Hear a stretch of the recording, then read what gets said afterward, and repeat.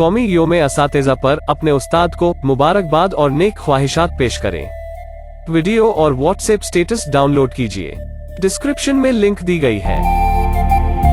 मैंने एक शख्स में रहनुमाई, दोस्ती, नज़्म व ज़ब्त और मोहब्बत सब कुछ पाया, और वो शख्स आप हैं।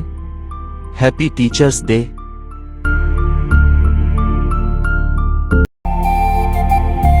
मैंने एक शख्स में रहनुमाई, दोस्ती, नज़्म व ज़ब्त और मोहब्बत सब कुछ पाया, और वो शख्स आप हैं। Happy teachers day.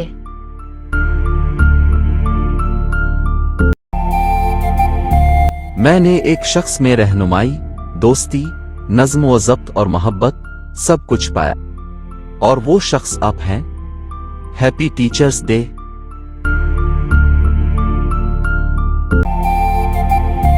मैंने एक शख्स में रहनुमाई, दोस्ती, नज़्म व ज़ब्त और मोहब्बत सब कुछ पाया, और वो शख्स आप हैं। Happy teachers day.